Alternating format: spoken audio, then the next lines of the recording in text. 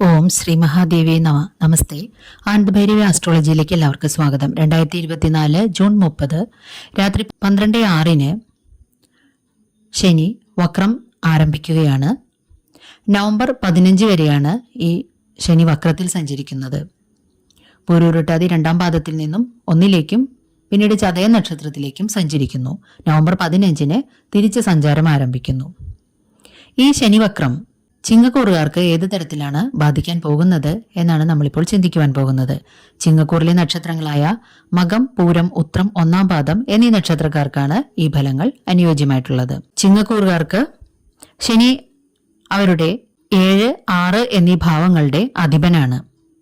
അതായത് അവരിപ്പോൾ കണ്ടകശനി കാലം അനുഭവിച്ചുകൊണ്ടിരിക്കുകയാണ്.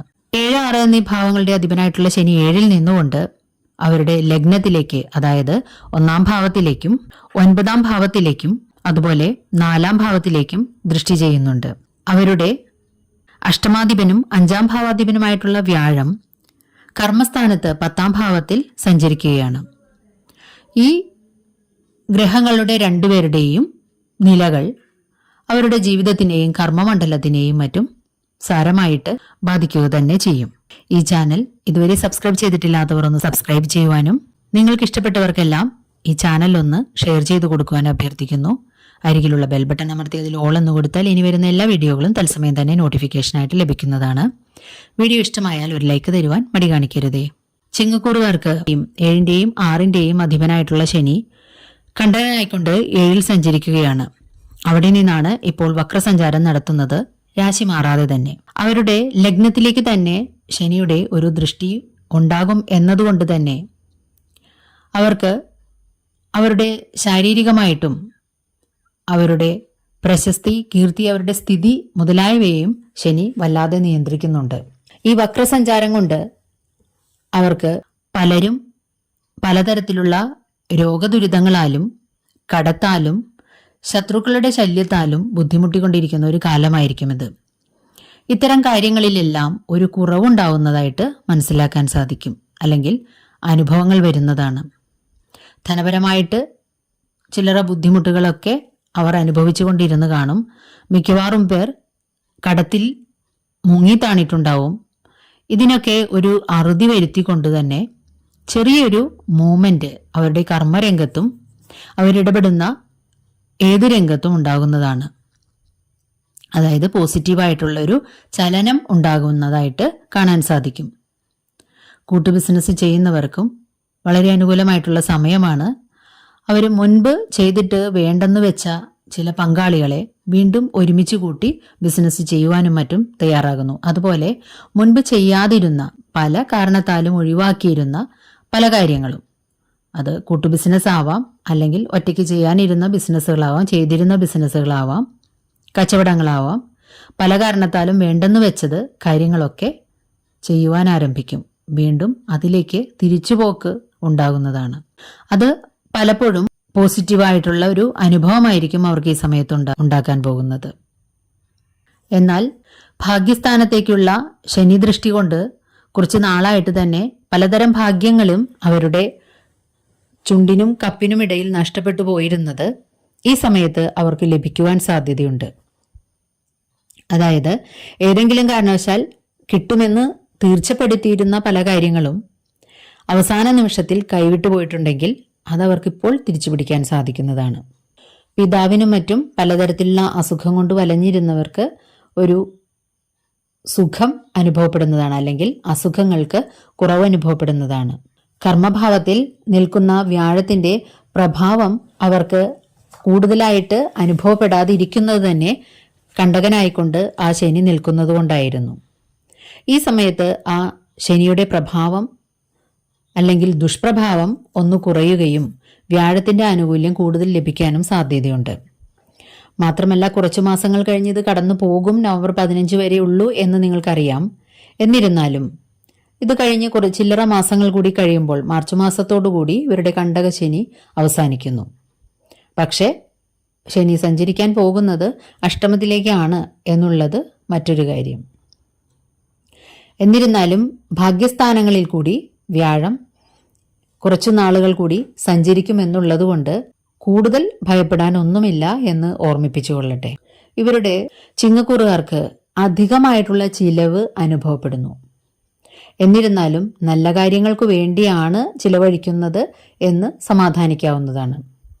അല്ലറ ചില്ലറ കുടുംബകലഹങ്ങൾ, അതുപോലെ കുടുംബത്തിൽപ്പെട്ടവരുമായിട്ട് കലഹങ്ങളും സ്വത്തിനെ ചൊല്ലിയുള്ള തർക്കങ്ങളും മറ്റും ഉണ്ടാകാൻ സാധ്യതയുണ്ട്. കിട്ടാനുള്ള ധനം ഇവർക്ക് കിട്ടുവാൻ കുറച്ചു കാലതാമസം നേരിട്ടേക്കാം, എന്നാലും കിട്ടുക തന്നെ ചെയ്യുന്നതാണ്. കാര്യങ്ങളെല്ലാം, ധനപരമായിട്ടുള്ള കാര്യങ്ങളെല്ലാം കുറച്ച് വളഞ്ഞു പൊളഞ്ഞു പോകുന്ന അവസ്ഥയും കുറച്ച് കാത്തിരുന്നു മാത്രം അത് കയ്യിൽ വരുന്ന അനുഭവങ്ങളുമായിരിക്കും ഇവർക്കുണ്ടാവുക.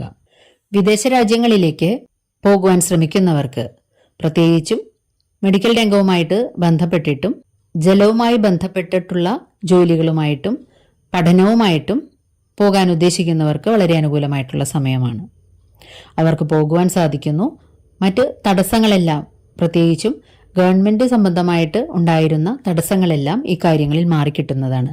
അത് ജോലിക്കായാലും ഉന്നത വിദ്യാഭ്യാസത്തിന് വേണ്ടിയിട്ടായാലും ബിസിനസ്സിന് വേണ്ടിയിട്ടായാലും. വിവാഹ കാര്യങ്ങളിൽ കുറച്ചു നാളായിട്ട് തടസ്സങ്ങൾ നേരിട്ടുകൊണ്ടിരുന്നവർ ധാരാളമുണ്ട്. ഇവർക്ക് വിവാഹ കാര്യങ്ങളിൽ മുന്നോട്ട് പോകുവാനുള്ള അവസ്ഥ ഈ സമയത്തുണ്ടാകുന്നു. വിവാഹ കാര്യങ്ങളിൽ തീരുമാനം ഉണ്ടാകുന്നു. നിശ്ചയിച്ചു വെക്കാനും മറ്റും സാധിക്കുന്നതാണ്. മുൻപ് വേണ്ടെന്ന് വെച്ചിരുന്ന അല്ലെങ്കിൽ ഉപേക്ഷിച്ച പല വിവാഹ കാര്യങ്ങളും വീണ്ടും ചിന്തിക്കുവാനും അതുതന്നെ മതിയെന്ന് ഉറപ്പിക്കുവാനും മറ്റും ഈ സമയത്ത് കാര്യമുണ്ടാകുന്നു. അല്ലെങ്കിൽ അത്തരം കാര്യങ്ങളിലേക്ക് കടന്നു പോകുന്നു. ഉപേക്ഷിച്ചു പോയ പല ബന്ധങ്ങളും തിരിച്ചു വരുവാനും അല്ലെങ്കിൽ നിങ്ങൾ തേടി ചെല്ലുവാനും ഇടയുണ്ട്. ഡിവോഴ്സ് മുതലായവയുമായിട്ട് ബന്ധപ്പെട്ട് മുന്നോട്ട് പോയിട്ടിരുന്ന ദമ്പതികൾക്ക് ഈ സമയത്ത് പുനർവിചിന്തനം നടത്തുവാനുള്ള ഒരു സമയമാണ്. ഇവർ വേണോ വേണ്ടയോ എന്ന് ഒന്നുകൂടി ചിന്തിക്കുവാനും ഒരു രമ്യതയിൽ എത്തുവാൻ വേണ്ടി ശ്രമിക്കുന്നതുമാണ്. കാലം ഇതിന് അനുകൂലവുമാണ്. നിങ്ങളൊന്ന് പരിശ്രമിച്ചാൽ വീണ്ടും നഷ്ടപ്പെട്ടു പോയിട്ടുള്ള കുടുംബ ബന്ധത്തെ തിരിച്ചു കൊണ്ടുവരാനും തിരിച്ചു പിടിക്കുവാനും സാധിക്കുന്നതാണ്. വീടുപണി മുതലായവ മുടങ്ങിപ്പോയവർക്ക്, അല്ലെങ്കിൽ തുടങ്ങാൻ വിചാരിച്ചിട്ട് തടസ്സങ്ങൾ നേരിട്ടവർക്ക് അതിൻ്റെ എല്ലാ ഫോർമാലിറ്റികളും പൂർത്തിയാക്കിക്കൊണ്ട് തുടങ്ങുവാനും അല്ലെങ്കിൽ ഇടയ്ക്ക് വെച്ച് നിർത്തിയത് രണ്ടാമത് തുടങ്ങുവാനും മറ്റും ഈ സമയം കഴിയുന്നതാണ്. വാഹനം വാങ്ങുക, വിൽക്കുക, ഭൂമി, വീട് മുതലായവ ക്രയവിക്രയം ചെയ്യുക തുടങ്ങിയവ ചെയ്യുന്നവർക്കും അനുകൂലമായിട്ടുള്ള സമയമാണ്. കുറച്ച് നാളായിട്ട് തന്നെ ഇത്തരം കാര്യങ്ങളിൽ ശനിയുടെ ആ 10ാം ദൃഷ്ടി ഉള്ളതുകൊണ്ട് തന്നെ ഇതെല്ലാം ഒരു മരവിച്ച അവസ്ഥയിൽ കിടന്നിരുന്നതിന് ഒരു അനക്കം വെച്ച് തുടങ്ങുകയും ഇത്തരം കാര്യങ്ങൾ പൂർത്തിയാക്കുവാൻ അല്ലെങ്കിൽ മുൻപോട്ട് പോകുവാൻ അനുകൂലമായിട്ടുള്ള സമയമാണ്. കൂടാതെ ആ വ്യാഴത്തിന്റെ ദൃഷ്ടിയും കൂടി ഉള്ളതുകൊണ്ട് അനുകൂലമായിട്ടുള്ള ഒരു സമയമാണ് ഈ വരുന്നത്. വാഹനം വാങ്ങാൻ ഉദ്ദേശിച്ചിരുന്നവർക്കും ഈ സമയത്ത് വാങ്ങിക്കുവാനായിട്ട് സാധിക്കുന്നു. വാദസംബന്ധമായിട്ടുള്ള അസുഖങ്ങൾ കൊണ്ട് ബുദ്ധിമുട്ടിയിരുന്നവർക്ക് ഒരു അസുഖത്തിന് ഒരു കുറവ് ലഭിക്കുന്നതാണ് ഈ സമയത്ത്. മാത്രമല്ല അപഖ്യാതികളാലും മറ്റ് ദുഷ്പ്രചരണങ്ങളാലും ശത്രുക്കളെ കൊണ്ടുള്ള ബുദ്ധിമുട്ടുകളും മറ്റും അനുഭവിച്ചുകൊണ്ടിരിക്കുന്നവർക്ക് അതിൽ നിന്നൊക്കെ ഒരു മോചനം, അല്ലെങ്കിൽ അതിൽ നിന്നൊക്കെ കുറച്ചു കാലത്തേക്കെങ്കിലും ഒരു വ്യത്യാസം, അല്ലെങ്കിൽ അതിൽ നിന്നെല്ലാം ഒരു മോചനം ലഭിക്കുന്നതാണ്. ഈ സമയത്ത് ഇത്തരത്തിലുള്ള കാര്യങ്ങളിൽ നിന്നും പുറത്തു കടക്കുവാൻ നിങ്ങൾക്ക് കഴിയുന്നു. അല്ലെങ്കിൽ നിങ്ങളെപ്പറ്റി പടർന്നിരുന്ന മോശമായിട്ടുള്ള ഒരു വാർത്തകൾ അല്ലെങ്കിൽ അത്തരത്തിലുള്ള കാര്യങ്ങളൊക്കെ കെട്ടടങ്ങുകയോ അല്ലെങ്കിൽ നിങ്ങൾ നിരപരാധിയാണെന്ന് മറ്റുള്ളവർക്ക് ബോധ്യപ്പെടുകയോ മറ്റും ചെയ്യുന്നതാണ്. വസ്തുസംബന്ധമായിട്ടുള്ള കാര്യങ്ങളിൽ അനാവശ്യമായിട്ടുള്ള ധൃതിയോ അല്ലെങ്കിൽ ഇടപെടലുകളോ നടത്തി കേസ് വഴക്കുകളിലേക്ക് പോകാതിരിക്കാൻ പ്രത്യേകിച്ചും ശ്രദ്ധിക്കേണ്ടതാണ്. വ്യവഹാരങ്ങളിലേക്ക് കടക്കുന്നവർക്ക് പിന്നീട് അതിൽ തന്നെ തൂങ്ങി നടക്കേണ്ടുന്ന അവസ്ഥയുണ്ടാകുന്നതാണ്. വാക്കുകൾ പറയുന്നിടത്ത് വളരെയധികം ശ്രദ്ധ പുലർത്തേണ്ടതാണ്. അതുപോലെ വസ്തുവിൻ്റെയും മറ്റു കാര്യങ്ങളുടെയും ഡോക്യുമെന്റ് സംബന്ധമായിട്ടുള്ള കാര്യങ്ങളിൽ പിഴവുകൾ വരാതെയും നഷ്ടപ്പെട്ടു പോകാതെയും മറ്റും ശ്രദ്ധിക്കേണ്ടതാണ്. മുൻപ് കാണാതായിരുന്ന പല ഡോക്യുമെന്റുകളും നിങ്ങൾക്ക് തിരിച്ചു കിട്ടാനുള്ള സാധ്യതയും, അതുപോലെ നിങ്ങൾക്ക് ഒരിക്കലും ലഭ്യമാകില്ല അല്ലെങ്കിൽ കിട്ടില്ല എന്ന് വിചാരിച്ചിരുന്ന കുടുംബ സ്വത്തുക്കൾ നിങ്ങൾക്ക് കിട്ടുവാനും ഇടയുണ്ട്. ഹൃദയ സംബന്ധമായിട്ടുള്ള അസുഖങ്ങളെ കരുതിയിരിക്കേണ്ടതാണ്. അതുപോലെ മാതാവിനും ചില്ലറ അസുഖങ്ങൾ എന്തെങ്കിലും വരുവാനും മറ്റും സാധ്യത ഈ സമയത്ത് കൂടുതലാണ്. അതൊന്ന് ശ്രദ്ധിക്കേണ്ടതാണ്. മരുന്നുകൾ മൂലമുള്ള അലർജികൾ, കെമിക്കൽ വസ്തുക്കളിൽ നിന്നുള്ള മറ്റു ബുദ്ധിമുട്ടുകൾ മുതലായവയ്ക്ക് സാധ്യതയുണ്ട്. അതുപോലെ സ്വർണം മുതലായവ പണയത്തിലാകുവാനും ടെസ്റ്റുകൾ, ഇന്റർവ്യൂകൾ മുതലായവ അറ്റൻഡ് ചെയ്യുന്നവരും മത്സര പരീക്ഷകൾ എഴുതുന്നവരും ഉന്നതമായിട്ടുള്ള വിജയം കൈവരിക്കുന്നതാണ്. മടി, അലസത മുതലായവ ഈ സമയത്ത് വളരെ കൂടുതലായിരിക്കും. എന്നിരുന്നാലും നിങ്ങളൊന്ന് ആഞ്ഞു പരിശ്രമിക്കുകയാണെങ്കിൽ തീർച്ചയായിട്ടും ഉന്നതമായിട്ടുള്ള വിജയം കൈവരുന്നതാണ്.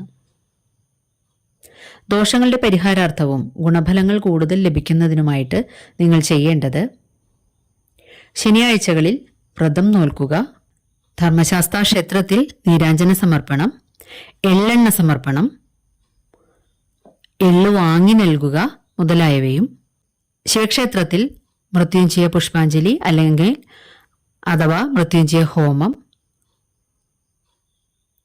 രുദ്രാഭിഷേകം മുതലായവ നടത്തുകയും മഹാവിഷ്ണുവിങ്കൽ പാൽപായസം, തുളസീദള സമർപ്പണം, സഹസ്രനാമാർച്ചന മുതലായവയും നിത്യേന ഏതെങ്കിലും ഒരു സഹസ്രനാമം പാരായണം ചെയ്യുന്ന ഒരു ശീലമുണ്ടാക്കൽ തുടങ്ങിയവ നിങ്ങൾക്ക് ഏറ്റവും കൂടുതൽ ഗുണഫലങ്ങളെ കൊണ്ടുതരുന്നതാണ്. മാത്രമല്ല കുടുംബദേവതയെയോ ദേശദേവതയെയോ നിത്യേന ആരാധിക്കുന്നതും കുടുംബക്ഷേത്രങ്ങളിൽ ദർശനം നടത്തുന്നതും വളരെയധികം ഗുണം ചെയ്യുന്നതാണ്. വീഡിയോ ഇഷ്ടമായാൽ ഒരു ലൈക്ക് തരുവാൻ മടി കാണിക്കരുതേ. നന്ദി, നമസ്കാരം.